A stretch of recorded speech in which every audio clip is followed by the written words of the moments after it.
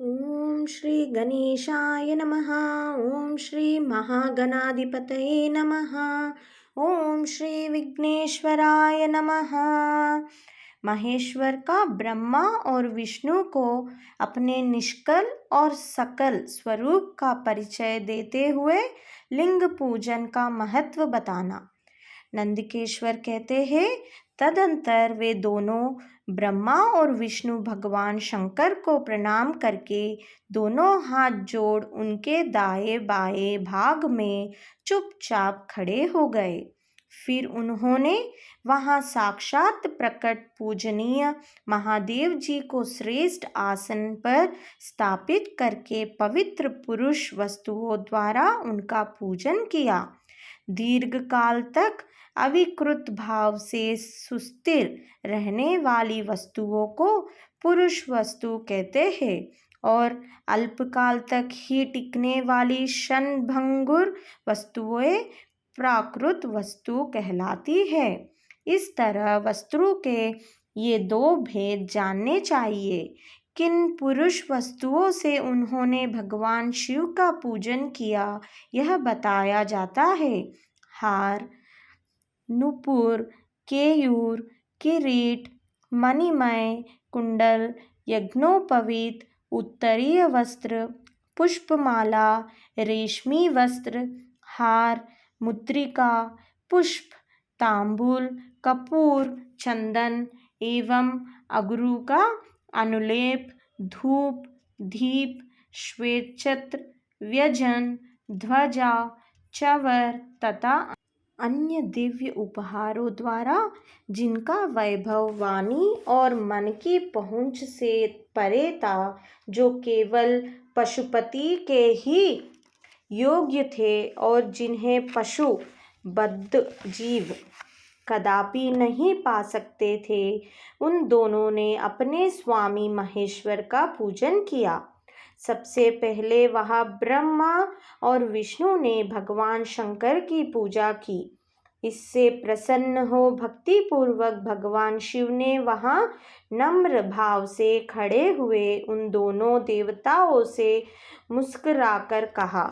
महेश्वर बोले, पुत्रों, आज का दिन एक महान दिन है।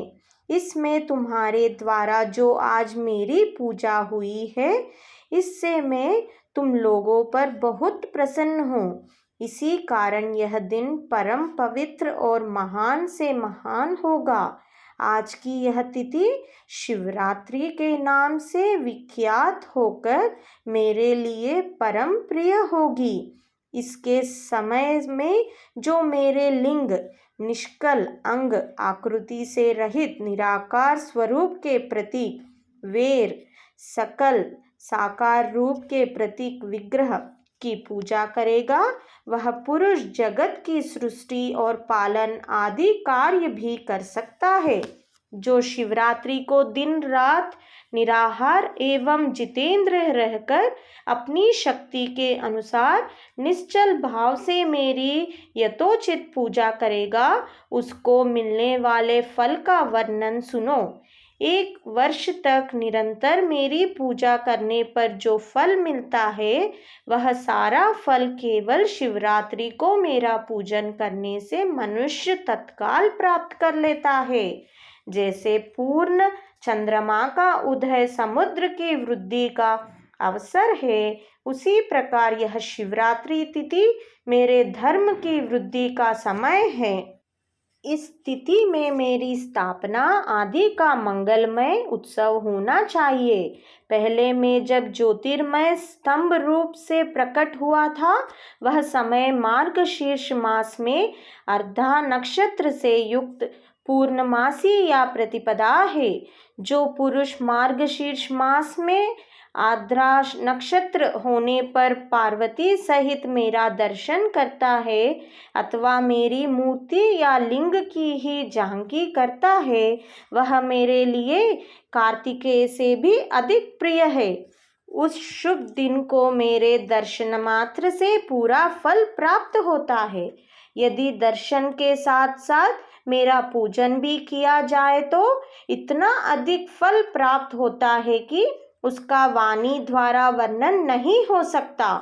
वहां पर मैं लिंग रूप से प्रकट होकर बहुत बड़ा हो गया था, अतः उस लिंग के कारण यह भूतल लिंग स्थान के नाम से प्रसिद्ध हुआ। जगत के लोग इसका दर्शन और पूजन कर सके, इसके लिए यह अनादि और अनंत ज्योति स्तंभ अथवा ज्योतिर्मय लिंग अत्यंत छोटा हो जाएगा। यह लिंग सब प्रकार के भोग सुलभ कराने वाला तथा भोग और मोक्ष का एकमात्र साधन है। इसका दर्शन, स्पर्श और ध्यान किया जाए तो यह प्राणियों को जन्म और मृत्यु के कष्ट से छुड़ाने वाला है। अग्नि के पहाड़ जैसा जो यह शिवलिंग यहाँ प्रकट हुआ है, इसके कारण यह स्थान अरुणाचल नाम से प्रसिद्ध होगा। यहाँ अनेक प्रकार के बड़े बड़े तीर्थ प्रकट होंगे। इस स्थान में निवास करने या मरने से जीवों का मोक्ष तक हो जाएगा। मेरे दो रूप है, सकल और निष्कल। दूसरे किसी के ऐसे रूप नहीं हैं। पहले मैं स्तंभ रूप से प्रकट हुआ, फिर अपने साक्षात रूप से। ब्रह्म भाव मेरा निष्कल रूप है और महेश्वर भाव सकल रूप है। ये दोनों मेरे ही सिद्ध रूप है। मैं ही परब्रह्मा परमात्मा हूँ। कलायुक्त और अक्ल मेरे ही स्वरूप है। ब्रह्म रूप होने के कारण मैं ईश्वर भी हूँ। जीवों पर अनुग्रह आदि करना मेरा कार्य है। ब्रह्मा और केशव मैं सबसे बृहत और जगत की वृद्धि करने वाला होने के कारण ब्रह्म कहलाता हूँ।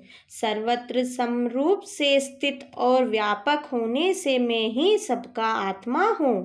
सर्ग से लेकर अनुग्रह तक जो जगत संबंधी 5 कृत्य है, वे सदा मेरे ही है। मेरे अतिरिक्त दूसरे किसी के नहीं हैं, क्योंकि मैं ही सबका ईश्वर हूँ।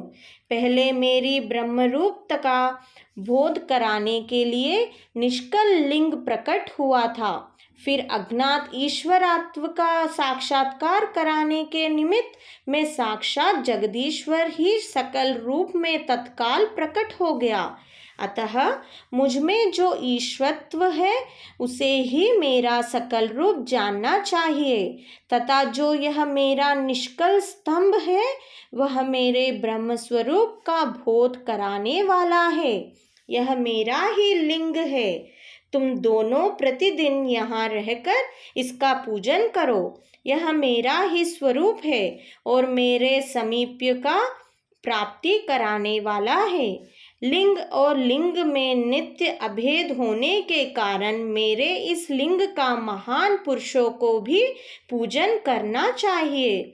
मेरे एक लिंग की स्थापना करने का यह फल बताया गया है कि उपासक को मेरी समानता की प्राप्ति हो जाती है। यदि एक के बाद दूसरे शिवलिंग की भी स्थापना कर दी गई, तब तो उपासकों को फल रूप से मेरे साथ एकत्व रूप फल प्राप्त होता है। प्रधानतया शिवलिंग की ही स्थापना करनी चाहिए। मूर्ति की स्थापना उसकी अपेक्षा गौण कर्म है। शिवलिंग के अभाव में सब ओर से सवेर होने पर भी वह स्थान क्षेत्र नहीं कहलाता। ओम नमः शिवाय, ओम नमः शिवाय, ओम नमः शिवाय। हर हर महादेव शंभो शंकर।